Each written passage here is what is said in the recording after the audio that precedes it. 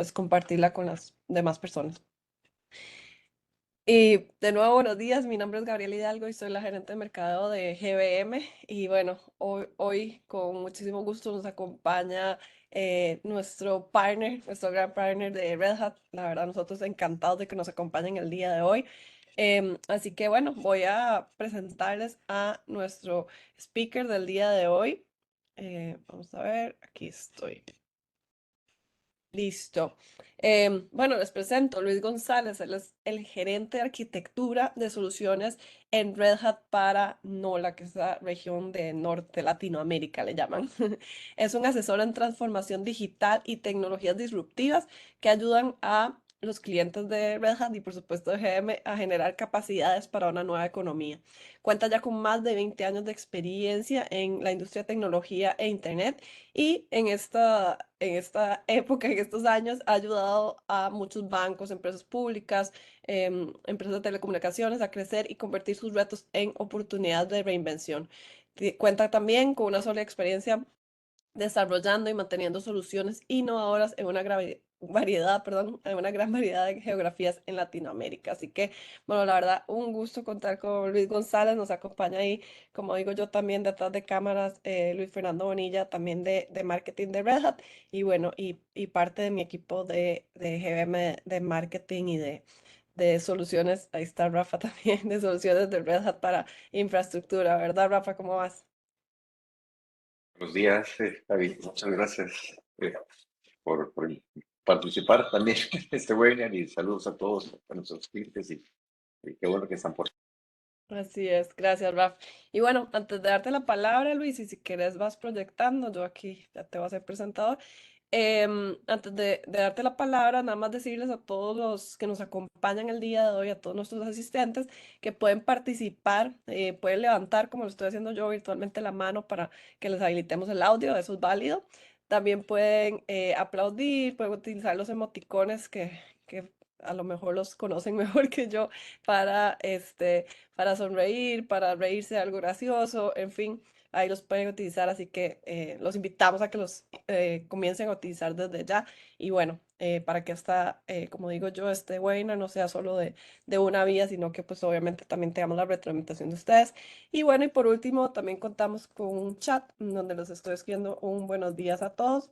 En este momento para que sepan dónde se encuentra, así que también nos pueden escribir por ahí todas las preguntas, las dudas, los comentarios que tengan, bienvenidos a hacerlo. Así que bueno, Luis, ¿cómo vas? Buenos días, bienvenido. Muchísimas gracias, María, Rafael, qué bueno verte. De verdad que me sentí tan viejo cuando me dijiste más de 20 años.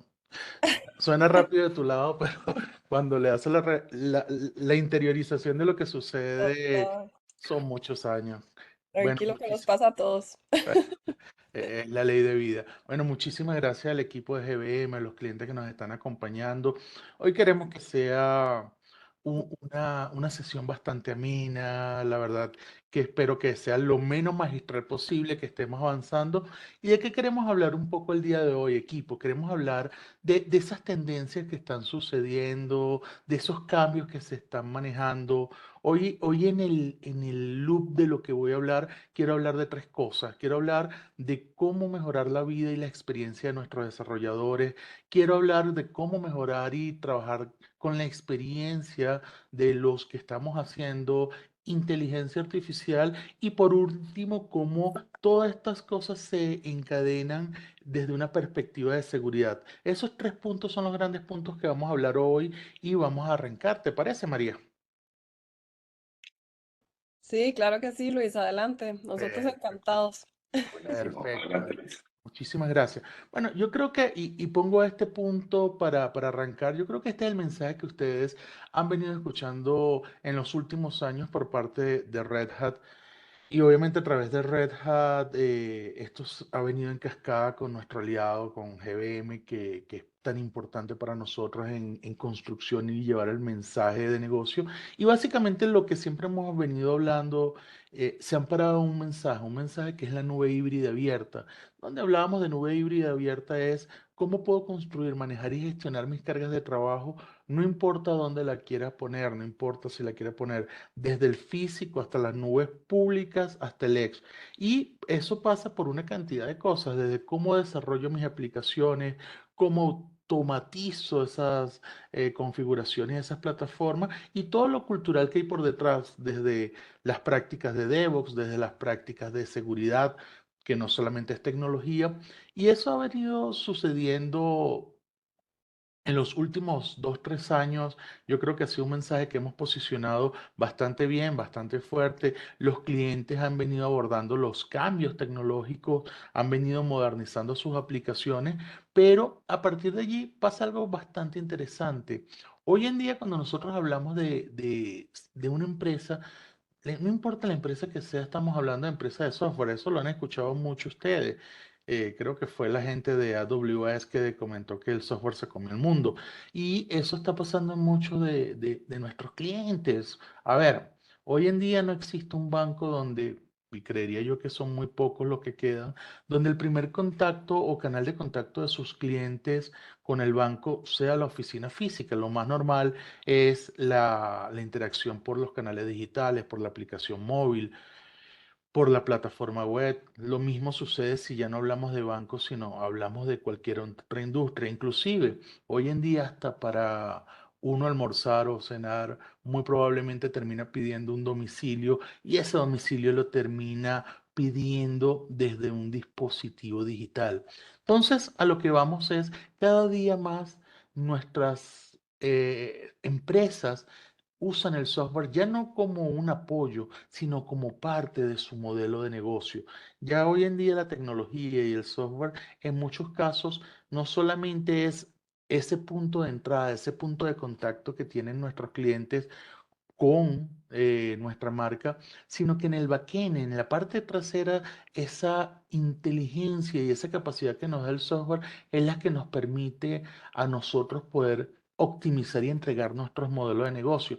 Y eso está buenísimo, eso ha hecho que crezcamos como organizaciones en cómo y de qué manera nosotros podemos acelerar nuestro modelo de negocio y obviamente para acelerar ese modelo de negocio hemos tenido que invertir mucho, muchísimo en tecnología y ese crecimiento yo creo que lo han vivido ustedes como organizaciones. Cuando miran hoy en día, sea que sean directos o indirectos, la cantidad de desarrolladores que tienen en sus organizaciones, los comparan hace 5 años y con el feedback que me han dado la mayoría de los clientes que nos sentamos, estamos hablando de que por lo menos les han crecido un 80%. La cantidad de sistemas o de componentes tecnológicos a lo interno en la mayoría de nuestros clientes cuando hablamos, nos están hablando de que crecieron en dígitos de 2x, es decir, tienes 2 veces mayor cantidad de componentes que se crecieron, que se manejaron, y obviamente abordar y crecer en este tipo de ambientes tecnológicos cada vez se vuelve mucho más complejo. De hecho, nosotros hicimos una investigación, esta investigación la trabajamos en conjunto y fíjense aquí lo que se dice en el 2022, como les dije, esto está disponible, le dejamos la fuente. El 76% de las organizaciones se sentaron con sus equipos de desarrollo, se sentaron con sus equipos internos de tecnología y lo que les están diciendo es, hey, tenemos una carga cognitiva muy elevada. ¿Y qué quiere decir esto de que tenemos una carga cognitiva muy elevada?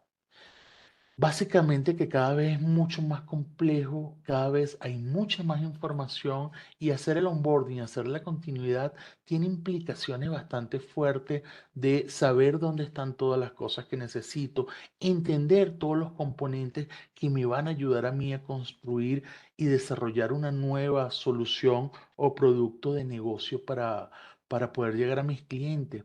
Y eso tiene unas implicaciones que yo vi que se aceleró después de la pandemia. ¿Qué es lo que estuvo sucediendo allí? Muchas de nuestras organizaciones prepandemia, y ya sin hablar de que fue o no la pandemia lo que aceleró esto, pero lo que estaba sucediendo es que muchas organizaciones estaban escuchando el concepto de DevOps, estaban escuchando el concepto de cómo cambiamos y organizamos, y empezaron a hacer, llamándolo de diferentes formas en cada organización. En algunos lo llamaban células de agilismo, en otros lo llamaban squad, en fin, le daban cada vez nombres diferentes pero lo que terminó sucediendo es que se crearon maneras diferentes de trabajar. Estas maneras diferentes de trabajar implicaba cosas como tengo células, tengo grupos de trabajo donde tienen que estar end to end en el proceso de desarrollo y creación de la solución, desde el MVP hasta la puesta en producción, hasta la puesta y manejo de cómo esta solución la estoy construyendo, la estoy evolucionando, la estoy no solamente evolucionando, sino le estoy dándole soporte a cualquier vulnerabilidad o a cualquier ajuste que tengo que hacer allí. Por lo tanto, también, por lo general, esas células se hacen dueña de ese backlog, de esa deuda técnica que existe allí. Y eso está aumentando la complejidad porque, por un lado, los equipos están hablando de que se sienten abrumados con la cantidad de trabajo, ya no solamente de desarrollo. De hace unos 3 años para acá yo estoy viendo algo que antes no era muy común. Los desarrolladores también ahora tienen guardias, no solamente la gente de operaciones, y eso cambió mucho la dinámica y eso cambió mucho la forma de trabajar. Y grupos cada vez más pequeños, los que están en esas células, por lo general siguiendo el principio de la pizza, menos de 10 personas, tienen que estar pendientes de cómo vive y cómo evoluciona un producto digital. Eso ha generado carga emocional, eso ha generado también temas importantes como cómo hago para atraer el conocimiento nuevo. Y no me refiero a las personas, sino que uno de estos grupos está trabajando con algún componente de un stack tecnológico y si no tengo una buena estructura de capítulos dentro de mi organización, no existe manera de que el conocimiento nuevo venga para dentro de la organización. Entonces, eso ha sido un elemento bien importante. ¿Qué ha estado sucediendo para paliar ese elemento? Lo que ha estado sucediendo en los últimos 18 meses es que está cambiando el enfoque, el concepto de DevOps no desaparece, porque acuérdense que DevOps no es ni una tecnología, es una filosofía. Y cuando hablamos de esa filosofía, es de qué manera rompemos las barreras, de qué manera se rompen las barreras para evitar que los equipos de desarrollo y los equipos de operaciones no puedan hablar y que se generen lo que llamábamos antes esos muros de la confusión. ¿Qué ha venido sucediendo a partir de unos 18 meses para acá, 20 meses, si lo alejamos mucho? Se está ampliando el concepto de cómo vuelvo yo a generar una dinámica de trabajo donde yo haga que a estas células de trabajo, de equipos que están construyendo los productos digitales, sea mucho más sencillo, sea mucho más fácil el cómo abordan, cómo gestionan y cómo manejan el esquema de soluciones. Y ahí es donde ustedes van a ver y van a escuchar cada vez más este concepto. Si hace un par de años, hasta este año, la palabra de moda era DevOps, yo creo que el término de moda que vamos a estar escuchando mucho el próximo año va a ser Platform Engineering. El esquema de ingeniería de plataforma, ¿en qué está basado? El esquema de ingeniería de plataforma está basado en la conceptualización de que, bueno, sabes que en muchos casos, y no estoy diciendo que le haya pasado a sus equipos, pero sí ha pasado a nivel mundial, en muchos casos estos equipos pequeños, estas células, que eran los que tenían que llevar y poner en producción estos offerings digitales que le hacían a sus clientes, a lo mejor no tenían todo el conocimiento para tener en producción las plataformas y por estar llevando esa deuda técnica y por estar trabajando de una manera donde también estaban llevando las operaciones, les impedían crecer y manejar muy rápido el avance tecnológico orientado al negocio y se estaba más enfocando en la puesta en operaciones. El concepto de plataforma de ingeniería es, bueno, ¿cómo empiezo yo a construir un grupo, un esquema para que le preste servicios a esas células y más que concentrarse en operar lo que se va a pasar en producción, se concentren más en construir cosas, construirlas muy rápida, que sigan los estándares y adicionalmente de que sigan los estándares que me permitan ir evolucionando con las cosas nuevas que van llegando y con el esquema de cosas que me van a permitir a mí agregarle valor al negocio. Entonces, cuando nosotros hablamos de ingeniería de plataforma, estamos hablando de dos elementos principales. Un primer elemento es fortalecer prácticas de SRE cómo yo fortaleciendo prácticas de SRE me aseguro de que se generen las best practices, me aseguro de que estas best practices me permitan con equipos que están muy especializados en, obviamente, en tener alto rendimiento y resiliencia de mis aplicaciones, estén concentradas en manejar esas aplicaciones, pero adicionalmente en cómo hago fácil y cómo hago sencillo que los equipos de desarrollo no tengan que arrancar desde cero cuando piensan y desean construir las aplicaciones, sino que sea bastante sencillo estas mejores prácticas que crean los equipos de SRE, ponerlas y disponibilizarlas para que los desarrolladores simplemente puedan tomar esas best practices, empezar a desarrollar ya de una vez con las best practices y que tengan una visión completa de dónde está toda su información, de dónde están todos sus activos y puedan ir evolucionando.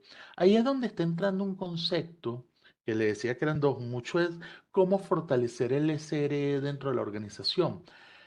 Hay otro elemento fundamental que se está haciendo dentro del concepto de Platform Engineering, que es el concepto de los IDPs.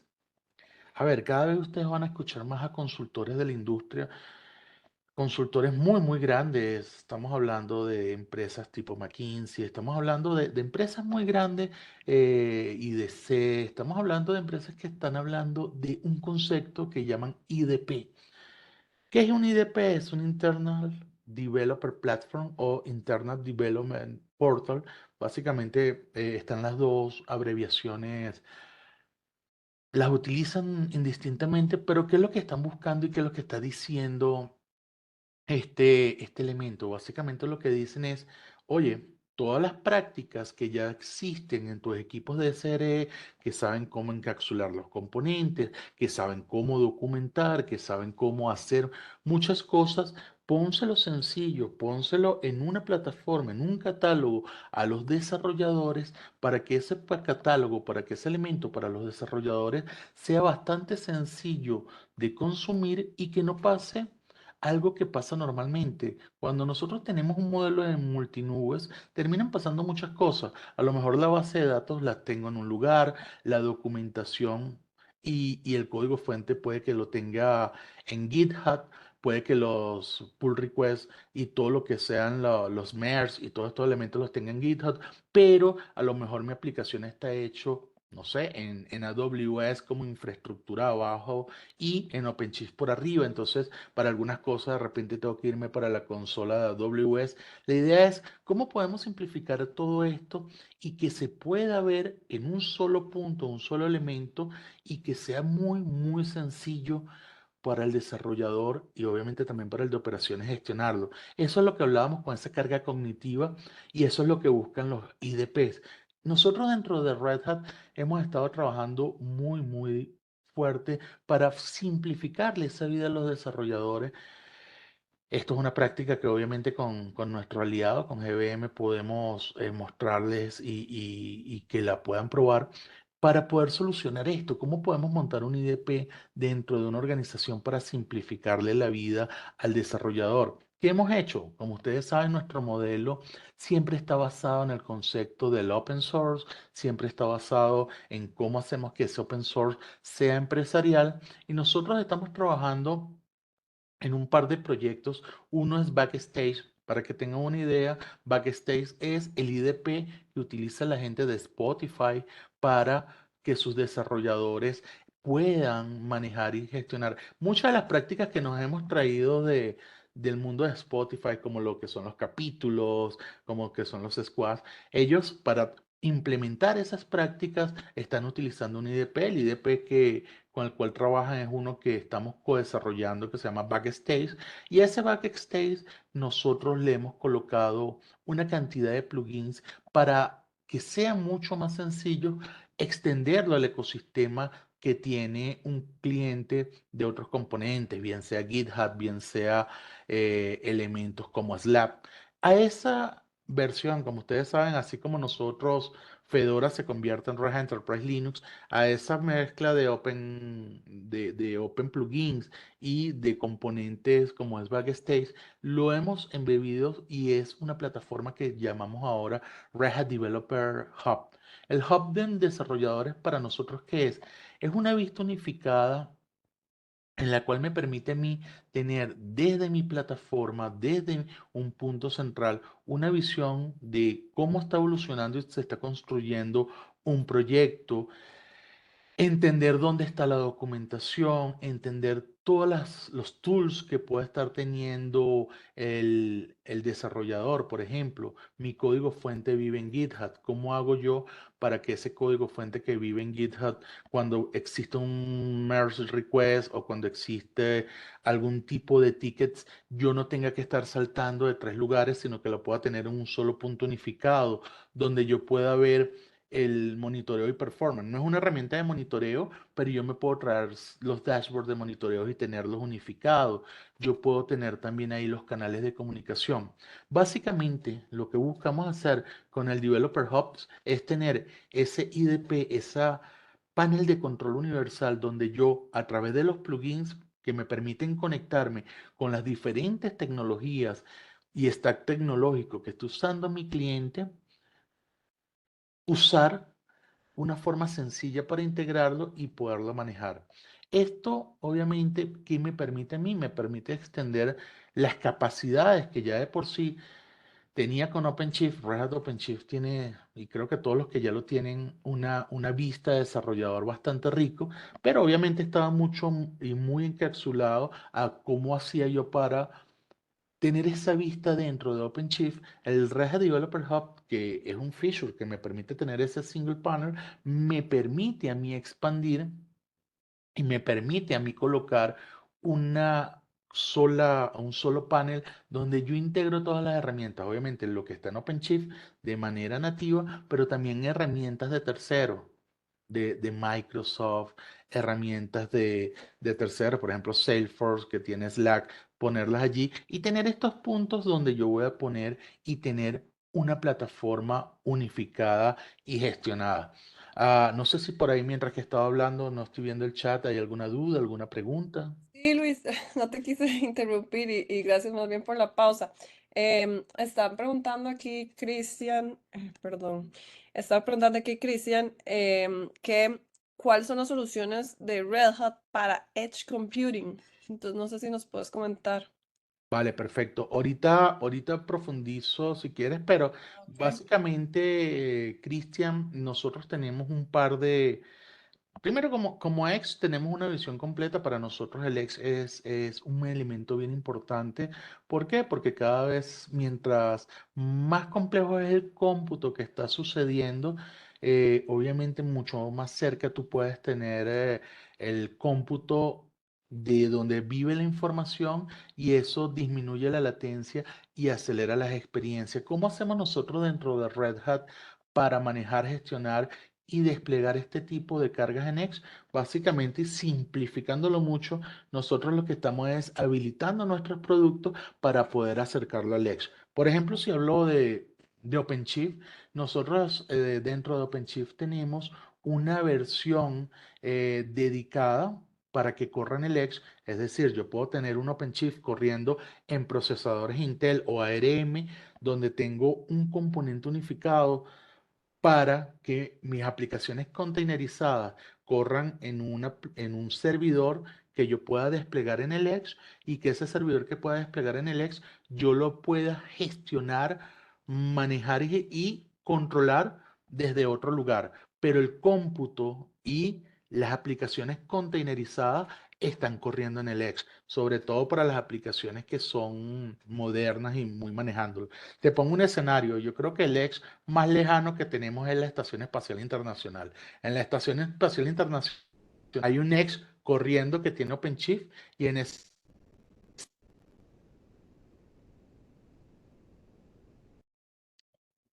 Se nos fue Luis. Luis, ¿no estás por ahí? No te vemos ni te escuchamos. Te estamos viendo la presentación. Em, ahí, Un segundo. ahí, ahí te estamos Luis, escuchando. Un glitch, un glitch. Hola, hola, hola, hola. Te estamos escuchando, no te estamos viendo, pero si quieres Un adelante. segundo. Un segundo. Ahora sí Ujú. me escuchan. Te estamos escuchando, sí. Dame un segundo para que me vean. ¿Y mi presentación se ve? Sí, la presentación nunca se dejó de compartir. Perdóname. Creo que es como me fui para la Estación Espacial Internacional,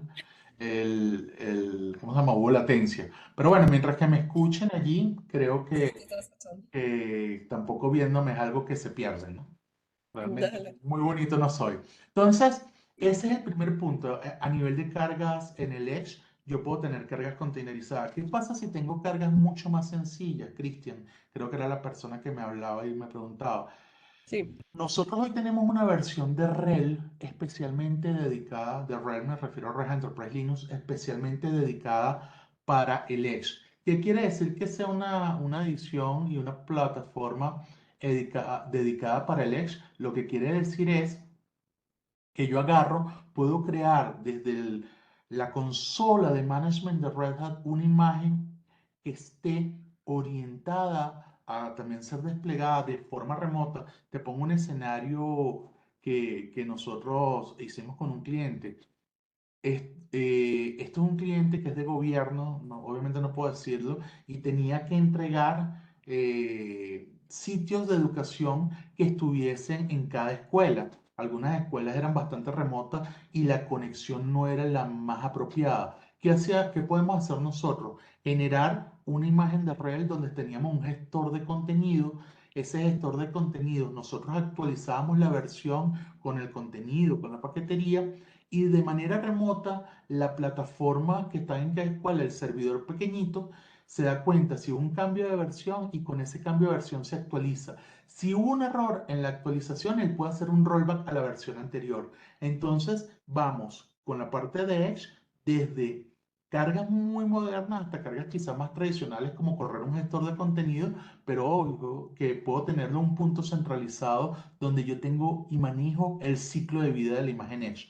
Sin poder decir qué carros ni qué autos, nosotros tenemos con esta plataforma también REL corriendo dentro de muchos autos de una empresa muy grande para todo el ciclo de manejo autónomo del auto. Es decir, cada vez que ese auto se está manejando solo, por debajo y por detrás del cajón, de la capota, no sé cómo le dirán en los diferentes países, está corriendo un rail que está corriendo toda la carga de trabajo. Entonces, desde autos que se manejan solo hasta la Estación Espacial Internacional, tenemos ahí soluciones Edge que podemos manejar. No sé si hay alguna otra pregunta allí, María.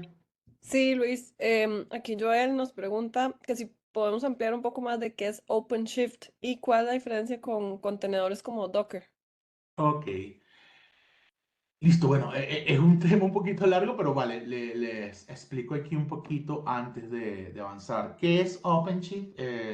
Básicamente OpenShift, equipo, desde hace bastantes años, y estoy hablando de hace unos 9 años, nosotros estamos trabajando en la containerización. Cuando nosotros empezamos a trabajar en la containerización, no existía ni Docker ni nada por el estilo, y de hecho aunque no existía nada de esto, ya nosotros habíamos sacado una aplicación, una plataforma que se llamaba Red Hat OpenShift, y ya le voy a decir por qué se llamaba, porque aunque se sigue llamando igual, la versión 1 y la versión 2 estaban basadas en una tecnología de containerización, donde lo principal es cómo manejo el ciclo de vida de las aplicaciones. Allí se nos acercó una empresa que quizás ustedes conocen, que se llama Google, y Google nos dijo a nosotros, hey, nosotros tenemos una plataforma interna que se llama Cyber, con que manejamos los contenedores y queremos, viendo lo que ustedes han hecho con OpenShift, convertir eso, que es código cerrado, a una plataforma de orquestación de contenedores, pero que sea mucho más amplia y bajo un modelo open source. En conjunto, construimos algo que se llama Kubernetes, que en inglés le dicen Kubernetes, pero como la palabra es en griego, es Kubernetes. Y cuando hicimos esa plataforma, obviamente, nosotros lo que hicimos es la versión 3 y de ahí en adelante de nuestra plataforma OpenShift es una solución completa para el manejo del ciclo de vida, de gestión y de cambio de todo lo que son aplicaciones containerizadas. Ahora, cuando tú me preguntas allí en qué está basado esto está basado en un estándar, obviamente el estándar de Kubernetes, pero esto es empresarial, viene autocontenido y gestionado. Para que tengas una idea, el 85% de la banca utiliza OpenShift como parte de su estrategia de modernización de aplicaciones containerizadas. es por allí alguno de los números que tenemos. Es decir, cuando van a buscar un Kubernetes, busca un Kubernetes que tengan soporte no solamente en la infraestructura base, sino en todo el ciclo de vida, todos los temas de pipeline, todos los temas de seguridad, todos los temas de gobierno, y eso es lo que es OpenShift.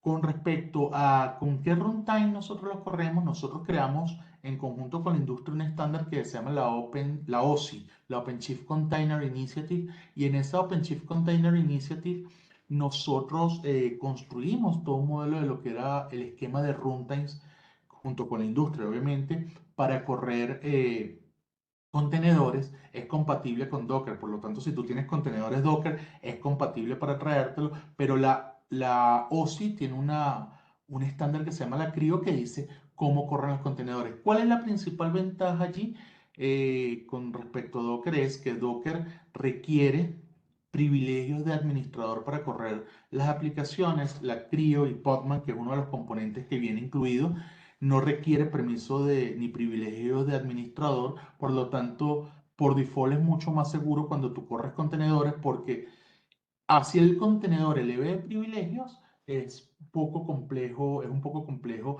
de que te llegue a vulnerar la seguridad. Entonces, obviamente requeriría un espacio adicional para profundizar, pero básicamente eso es lo que nosotros hacemos, manejamos y gestionamos con nuestra plataforma, y eso es un poco lo que es OpenShift. Gracias, Luis. Si quieres, continuemos y ya saben, bueno, ahí te están agradeciendo por haber respondido a la pregunta. Vale. Así que si quieres, continuemos. Gracias. Igual, igual Luis, perdón, Dime. súper, mira, súper interesante me parece cómo vas desarrollando el material. Solo quisiera como acotar algo importante para que lo menciones. O sea, a ver, hablamos de temas nuevos, conceptos nuevos, ¿verdad? Hablamos de SRE, o sea, ingeniería de confiabilidad de sitios, hablamos de IDPs, que son básicamente haciendo un recap, una solución de software integral, ¿verdad? Que actúa como un marco integrado y automatizado para gestionar el ciclo de vida del desarrollo de software, ¿verdad? End-to-end. Entonces, en ese orden de ideas, Luis, eh, vemos hoy hoy en día que el manejo del talento en las empresas pues es vital. Entonces, mi pregunta para desarrollarla es, ¿cómo se debe pensar la formación de los colaboradores de IT pensando en Red Hat para aprovechar al máximo estas nuevas herramientas de las que mencionas? Y más importante, ¿cómo combinamos eso, Luis, con todos los tools de inteligencia artificial que tenemos hoy en día? Buenísimo, buenísimo. Digamos que para tomarlo en el orden que lo estás colocando, el primer cambio que nosotros hemos venido dando en los últimos 2 años y medio, sobre todo para los equipos de desarrollo, es de qué manera y de qué forma nosotros podemos asegurar que el onboarding y la experiencia de los desarrolladores, por un lado, y de los equipos técnicos, sea mucho más sencillo y mucho más expedito. Entonces, uno de los elementos que hemos venido haciendo, y lo hemos venido haciendo en conjunto con GBM, con todos nuestros clientes, para atender a ese personal humano que de repente, no sé, vienen de toda la vida de trabajar en COBOL, o digamos que vienen de trabajar en .NET Framework tradicional, y hoy se están enfrentando a un esquema en cómo me modernizo, entender qué es un contenedor, qué es escalabilidad horizontal, cuáles son todas esas prácticas de SRE, cómo estamos haciendo esto en conjunto con GBM. Y Raúl, y tú vas a ver que, Rafael, vamos a tener algo que hemos hecho con muchos clientes. Dos cosas. Uno, hemos abordado unas prácticas que hemos llamado, dentro de este esquema de cosas, es básicamente unos hackatones de educación. Nosotros lo que hemos hecho en conjunto es abrir fechas. Estas fechas se las hemos hecho disponibles, Rafael y Nati, a los clientes, básicamente sin ningún tipo de compromiso económico, sino si tú no conoces la tecnología que tenemos, es muy difícil que la compres y que sepas cómo adoptarla. Entonces, en ese primer punto, en estos festivales de los developers, nosotros hemos trabajado muy fuerte para que la experiencia y el conocimiento quede.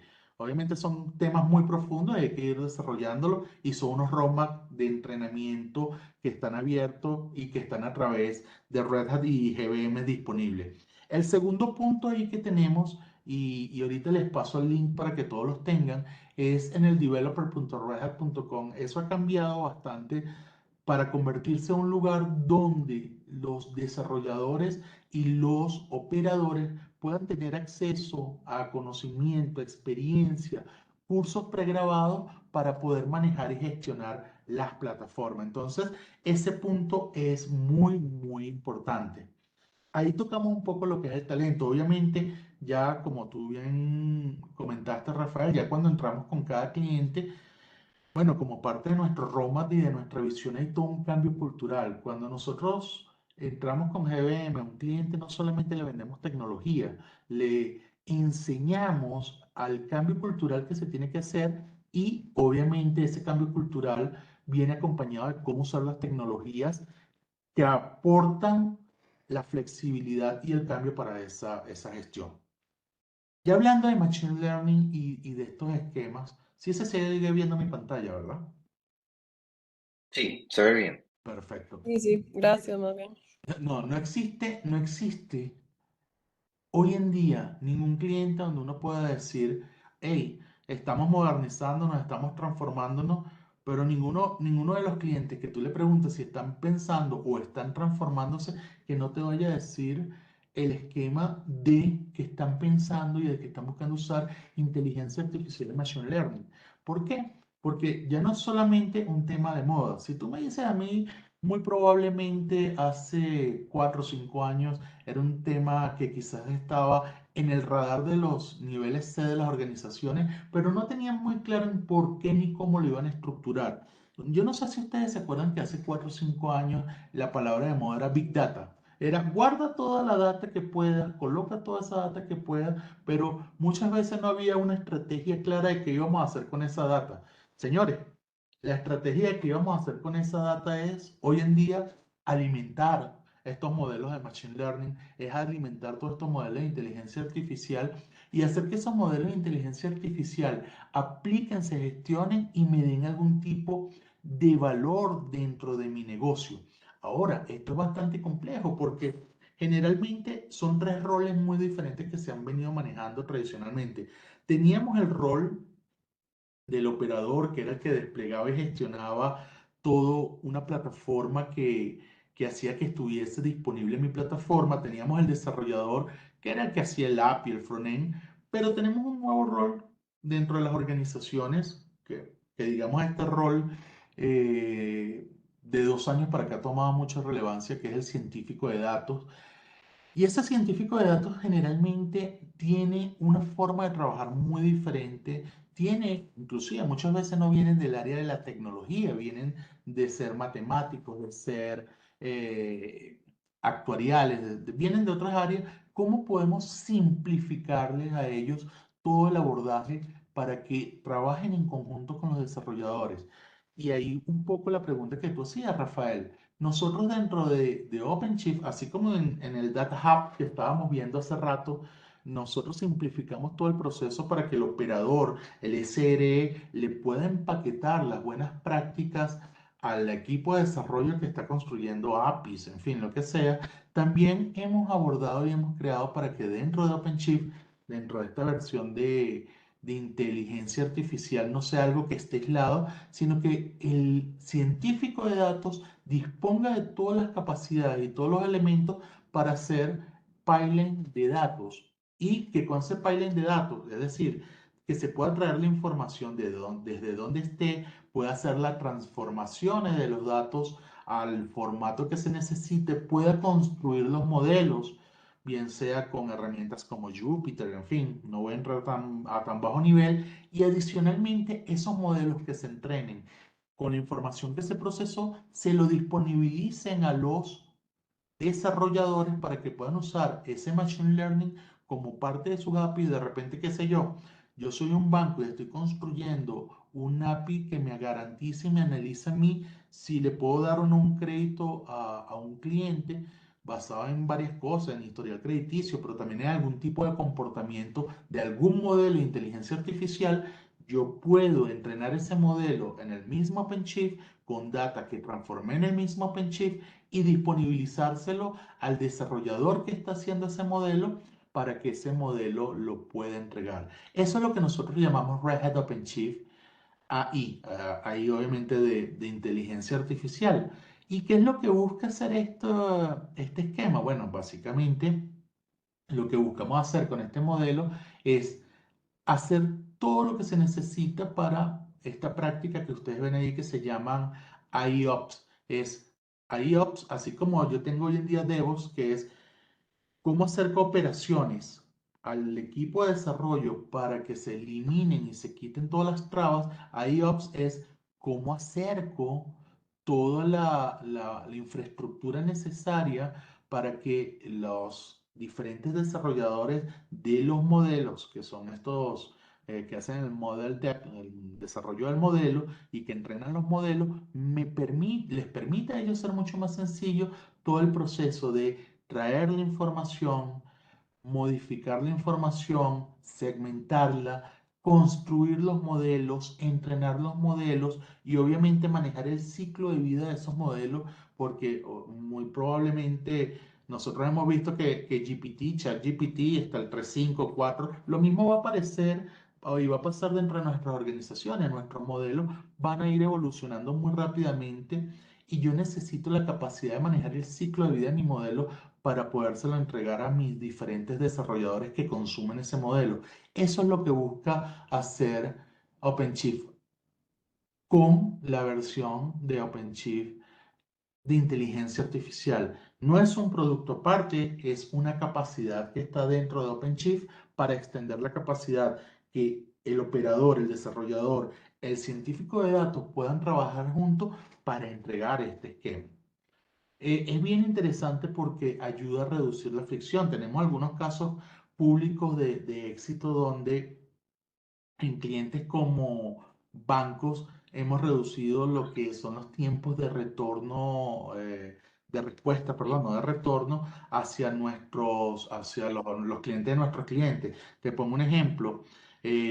Pasa mucho en los bancos donde hay mucho papeleo por ley, porque a veces no es ni siquiera que el banco lo exige, sino que la ley les dice, para dar un crédito hipotecario tienes que darme una cantidad de documentos físicos que tienen que existir, que tengo que extraer datos de allí, que tengo que asegurarme que existan. Era un proceso que, por ejemplo, se hacía totalmente manual. Nosotros ayudamos a este banco que está en el Cono Sur a entrenar esos modelos y a cargar esas datas. Entonces, en los mismos API y en las mismas soluciones, como parte de la construcción de la solicitud de crédito, él verifica, no está en estos documentos. Tú le pasas todos los documentos y él sabe decirte cuál te falta, cuál no está. No hace falta que muchas datas tú las cargues porque él sabe cómo extraerla de los documentos que ya tú le entregaste y en el caso de que falte alguna data, es muy incisivo en saber a quién preguntarle esa data, si se la tienen que preguntar al cliente final o se la tienen que entregar o preguntar al responsable bancario. Entonces, eso ha acelerado que una solicitud se disminuya en tiempos hasta un 80% porque la inteligencia artificial por detrás, dentro de la misma solución que construían el User Experience y que construían el backend para esa User Experience, se entrenan los modelos para acelerar la construcción de la solución para el cliente. Esto es parte de lo que este año y el año que viene nos gustaría en este roadmap, y ahí retomo, Rafael, lo que tú decías, estamos extendiendo todo lo que estamos haciendo en los roadmaps de entrenamiento para los desarrolladores, para también que tengan y puedan aprender sobre estos temas de Machine Learning. Acá hay muchos componentes, hay muchos elementos que aprender. Estamos dispuestos, en la medida en que ustedes tengan, a tener reuniones uno a uno. Nos gustaría que ustedes puedan sentarse con nosotros en estas sesiones que vamos a tener para este aprendizaje que queremos llevarle. Y pues nada, es una característica que hoy en día ya está en OpenShift, que podemos desplegarla en cualquier tipo de nube y que estamos alineados con diferentes fabricantes, desde fabricantes de hardware como Nvidia para poder usar sus GPUs para poder manejar todos estos esquemas hasta soluciones como las del mismo IBM que se pueden complementar. Si ustedes, por ejemplo, ya tienen hoy en día con GBM Watson, parte de las cosas de Watson se puede montar sobre OpenShift para desplegarlo y mucha de esta minería se puede manejar y gestionar dentro de la plataforma. De hecho, Luis, te tomo la palabra porque para el próximo año, el team de GBM, estamos planificando varios foros, y aprovecho a mencionarlo a la audiencia, varios foros técnicos en diferentes países para aprovechar la tecnología que ofrecemos como GBM en combinación junto con Red Hat. Así que vamos a trabajar en eso, Luis, porque sí, me gusta que mantengamos ese hilo conductor. Perfecto. De hecho, aquí les quería mostrar unos 2 o 3 minuticos de una visión donde se ve cómo se utiliza el Red Hat Developer Hub y este Red Hat Developer Hub utiliza adicionalmente un proceso para crear un modelo de inteligencia artificial. Les voy a poner un video ahí de un par de minuticos para que lo que les he estado contando y lo que les he estado hablando se convierte en por lo menos algo visual que puedan convertirlo en algo que se siente y que se vea. Les comparto acá rapidito. Esto es un video obviamente que grabamos. Esto también se lo podemos disponibilizar, como bien dice Rafa, a ustedes para que después juguemos y nos ensuciemos las manos con esto. Acá arranco, por favor me dicen si se escucha bien. Dejo la voz de fondo de la persona que grabó el video, que es del equipo de nosotros en Canadá. Entonces se lo pongo allí.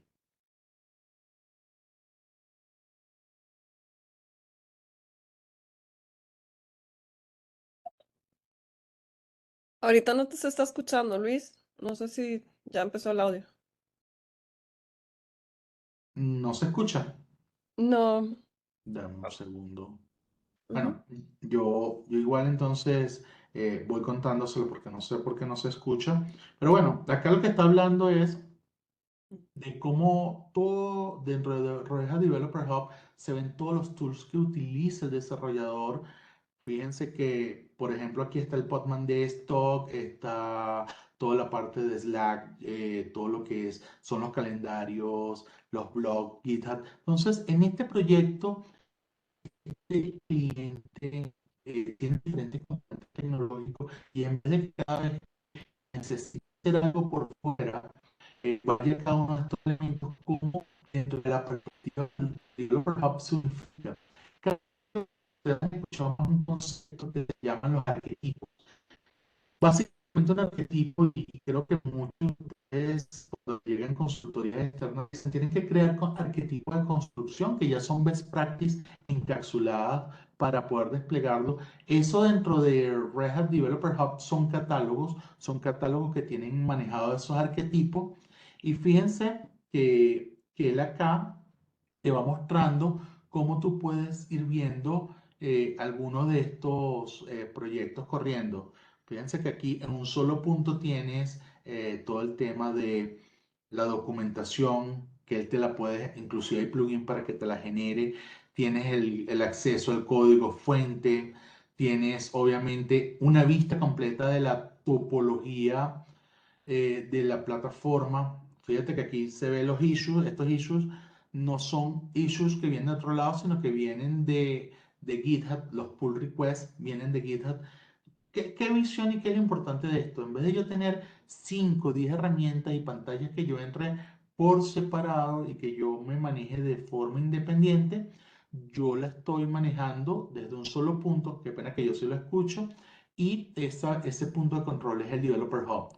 Si se dan cuenta, por ejemplo, acá, todos los contenedores que se están manejando, yo puedo ver para este proyecto cómo están las imágenes, cuáles son las imágenes de esos contenedores, si tienen problemas de seguridad, porque yo lo puedo integrar con análisis de vulnerabilidades dentro de las imágenes y él me va diciendo, mira, tiene problemas de seguridad y te va diciendo un poco de cómo poder ir solucionándolo y cuál es el nombre de los paquetes. Entonces, esto te muestra un poco una vista unificada y todo el mapa de dependencia de tus proyectos, desde cosas que están por fuera como, fíjense que aquí en esta vista ustedes pueden ver que hay un PostgreSQL, un clúster que muy probablemente esté por fuera, hay S3 Objects que obviamente es AWS, hay un Keyclub que es una herramienta de single sign-on que puede estar por fuera, un GitHub que obviamente está por fuera, un Argo CD que es una herramienta de CI/CD. Entonces, acá tú puedes tener una vista unificada de cómo y de qué manera está completamente unificada la plataforma. Entonces, acá se va a desplegar un pequeño chatbot que va a estar entrenado y fíjense que él va a crear acá desde un catálogo de template, que esto es lo que le decía que empaquetan las best practices, que yo puedo hacer desde un pipeline hasta la creación de una aplicación completa. Entonces, acá van a hacer un proceso de construcción para el despliegue de una aplicación, que es una aplicación que a la final utiliza OpenShift Inteligencia Artificial. Fíjense que este es un chatbot que porque siempre todo le ponemos acá. Tengo una visión completa donde unifico todo y aquí me dan los ambientes de la plataforma. Voy a entrar a OpenShift ahí, esperar un segundito para no dormirlos tanto.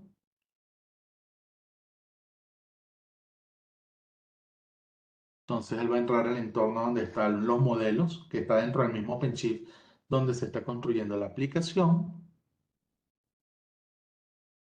Fíjate que está en Data Science, sigue siendo OpenShift, pero con una vista específica de los modelos, te va un poco contándote de qué tiene allí, si está corriendo o no está corriendo, y en la misma plataforma te muestra el pipeline de los datos, desde cómo trae los datos, los limpia, los entrena, les aplica generación y lo despliegas para que sea consumido por el backend, por la aplicación.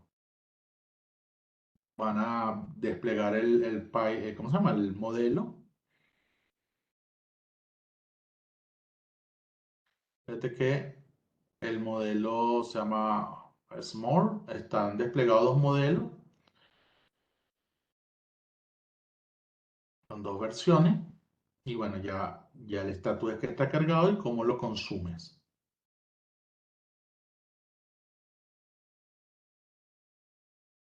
Se vuelve al Developer Hub.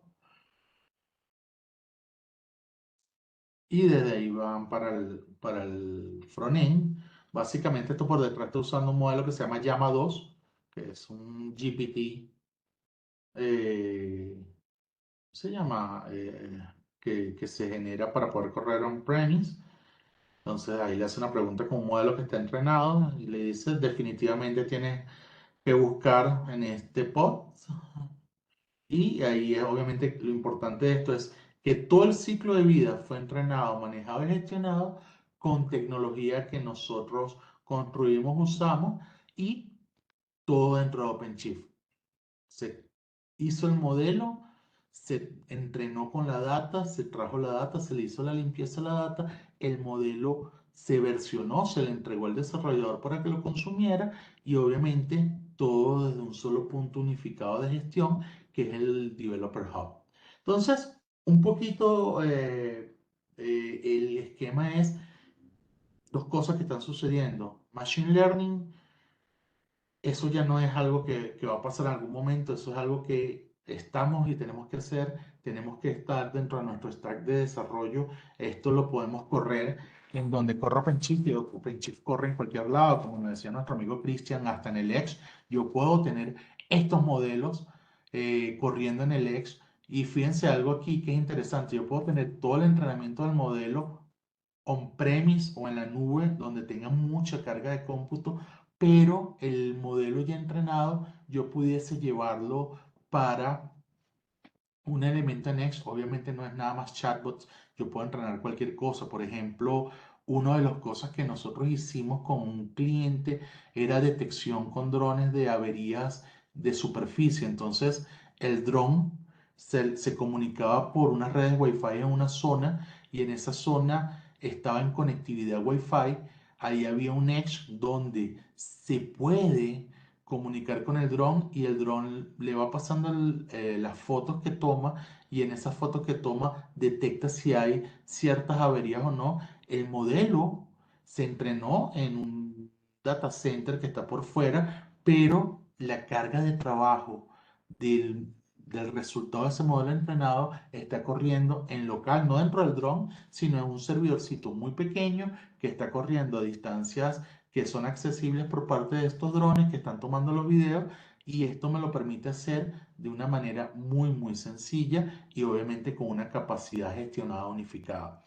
Estos son los modelos que nosotros entrenamos, pero ¿qué está sucediendo también? Y con esto ya acelero un poquito porque sé que tenemos poquito tiempo. ¿Qué sucede mucho?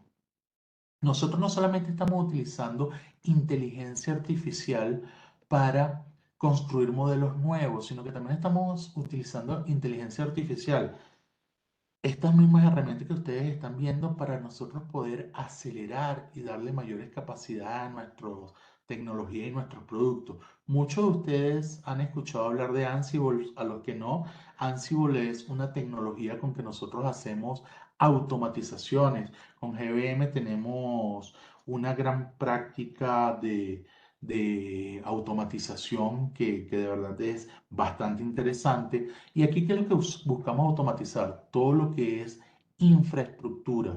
Cuando hablamos de IT Automation, todo lo que es desde cómo despliego yo, cómo configuro, cómo administro, todas las operaciones del día 2, estos son elementos bastante importantes. Y una de las cosas que nosotros tenemos es cómo podemos acelerar la construcción y la gestión para que nuestros clientes, cuando usan Ansible, Ansible básicamente me permite a mí desarrollar una receta, donde esa receta yo le digo cuál es el estado deseado de mi configuración. Les pongo un ejemplo de un cliente.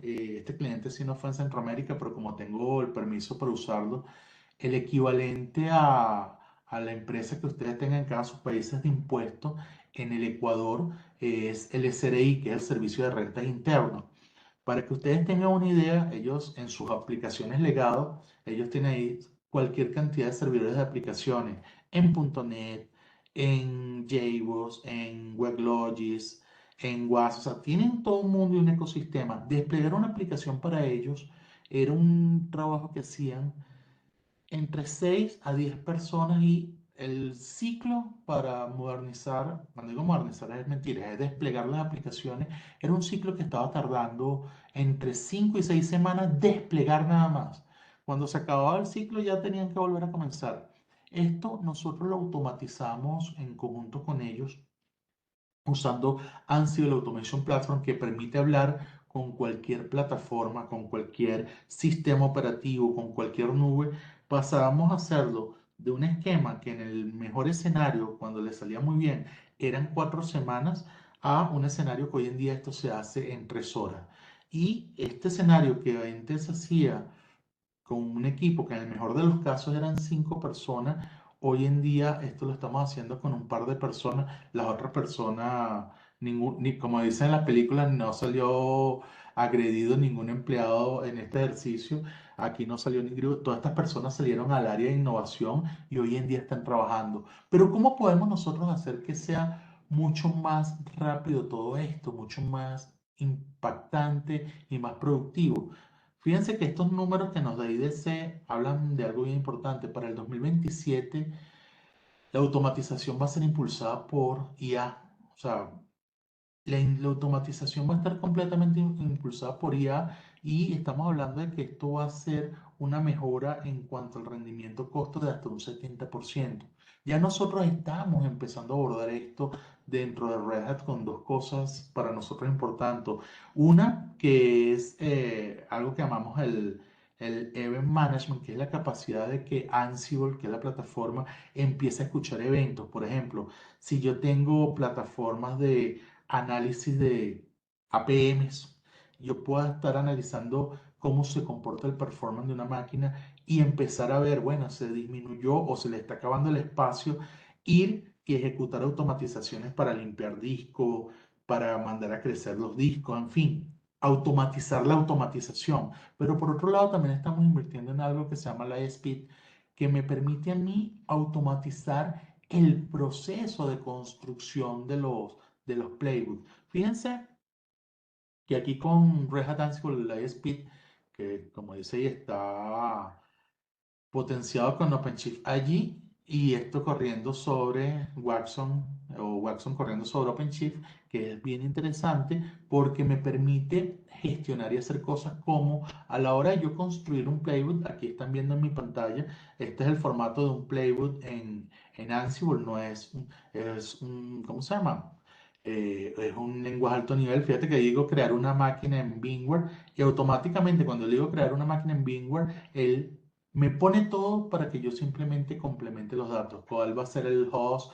¿Cuál va a ser la data?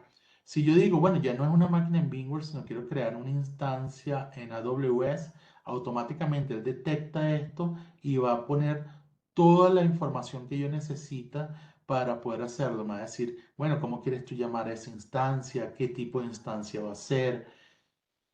¿Cuánto tiempo vas a esperar a que Subnet esté? Y así con cada uno de los elementos que yo tenga, fíjate que yo lo que tendría es que estar actualizando la información. Nosotros tenemos módulos para casi cualquier tipo de cosas, para AWS, Azure, para, ¿cómo se llama? Bueno, aquí hay un ejemplo para Azure y fíjense que él te dice cómo crear un resource group. Si lo quiero hacer con networking, creo que por aquí en este ejemplo, este sí lo grabé yo, entonces aquí creo que hay que crear una VLAN en Cisco. Entonces, se dan cuenta que primero la forma de escribir es bastante sencillo y ahora con esto te ayuda mucho. Ya cuando tú compras Ansible Automation Platform, te vienen dispuestos para los desarrolladores con esta tecnología para que te permita construir y de una manera bien importante manejar todo este proceso. Fíjense que aquí si yo quiero usar con Fortinet y quiero aplicar una política, yo me aseguro de que la política la voy a construir acá y que le voy a pasar todos los parámetros. Obviamente la data depende de lo que yo vaya a actualizar, pero esto me facilita a mí mucho el poder construir una política. De hecho, a mí me pasó con una persona de GBM, esto se lo digo para los clientes, estábamos usando esto para construir un playbook. Estábamos jugando, nosotros a veces jugamos este tipo de cosas, somos muy nerds. Y algo que habíamos tardado una hora sin usar esto, tardamos unos 8 minutos usando la speed, o sea, la productividad que logra el cliente final a la hora de construir estos playbooks aplicando la inteligencia artificial es muy, muy importante. Hago allí una pausa, no sé si María, ¿hay alguna otra pregunta? Em, no, aquí, bueno, aquí ya se tuvieron que salir algunos. No, de momento no, no sé si alguno tiene que no nos lo haya dejado en el chat. Ah, bueno, aquí está Cristian, dice que si con OpenShift podemos dar microservicios en Edge Computing de inteligencia artificial. Sí, tú puedes construir los microservicios, puedes crear toda tu plataforma de microservicios y te pongo un ejemplo sin entrar en el detalle de un cliente. Nosotros tenemos un cliente que hace transporte, básicamente son unos autobuses o unas busetas y ellos en cada punto de acceso, es decir, en cada parada, que son unas paradas que son controladas por ellos necesitaban asegurarse de una cantidad de información, pero no necesariamente había buena conectividad para que las personas que estaban con las tablas y verificaban los autobuses, que están llenos las llantas, los cauchos, que está bien, antes de que siguiera el autobús, pudiesen manejarlo. ¿Qué hicimos nosotros con este cliente? El software se desarrollaba en un único punto, en una nube unificada, pero con servidores pequeños, con unos servidores. Esos servidores, cuando estaba lista la aplicación, se enviaba la aplicación que tenía esos microservicios corriendo y obviamente dentro de esa red LAN de cada estación era una aplicación que estaba corriendo dentro de la LAN. ¿Qué sucedía? Le disponibilizábamos los microservicios dentro de la plataforma, se construía un único punto, pero después nos encargábamos de que se distribuyera. Eso, digamos, haciéndolo con OpenShift. Tengo un cliente un poquito más pequeño que inclusive más que una infraestructura de orquestación de contenedores, necesitaba construir, este fue un cliente en conjunto con GBM en Puerto Rico, necesitaba construir unos microservicios que eran chiquitos realmente y no necesitaba que fuesen orquestación de contenedores porque no iba a crecer horizontalmente ni nada de esto, sino necesitaban que el contenedor estuviera corriendo y que ahí estuviese corriendo el microservicio y que en caso de que el microservicio se muriera, el contenedor se volviera a prender. Y eso lo hicimos con Red Hat Enterprise Linux, con Podman, que es una solución que tenemos. Y ahí le pusimos el microservicio corriendo dentro de un contenedor y el microservicio mantiene su salud. Si se muere el microservicio, él vuelve a prenderlo y lo maneja. Y lo interesante de todo esto, y ya para cerrar y darles obviamente las gracias, es dentro de OpenShift nosotros tenemos toda un esquema que nos permite manejar el ciclo de vida de la seguridad de la plataforma, donde este flujo vaya para un servidor en la nube o vaya para una plataforma de edge computing, nos permite garantizar que en el camino no haya sido interceptado las imágenes, no las hayan violado, que la información, o sea, hoy en día estamos viviendo muchos ataques de seguridad, entonces nos permite ver la información y la seguridad desde que codificamos, analizando el código y firmándolo, cuando lo construimos, es decir, cuando se crea el artefacto y se despliega, asegurándonos que la información vaya certificada con este pedazo acá, que es el Application Trusted Pipeline, que es un componente que viene ahí, y obviamente monitorear con ACS la seguridad de las imágenes. Por ejemplo, yo puedo tener políticas de seguridad que me monitoreen el compliance de seguridad de un microservicio que esté corriendo en el Edge con OpenShift o que estén corriendo. Y para terminar la imagen, para terminar la respuesta sobre el Edge y todo esto, creo que fue Cristian, nosotros tenemos unas imágenes que se llaman Universal Base Image, son unos REL muy chiquititos que están especialmente optimizados para no pesar mucho, pesan, si no me acuerdo mal, 60 megas, es el tamaño de la imagen, y ahí yo le pongo mi microservicio, tienen un footprint de memoria muy baja, son muy rápidas corriendo y obviamente permiten que yo consuma pocos recursos dentro del hardware donde estoy corriendo en el Edge, mi microservicio.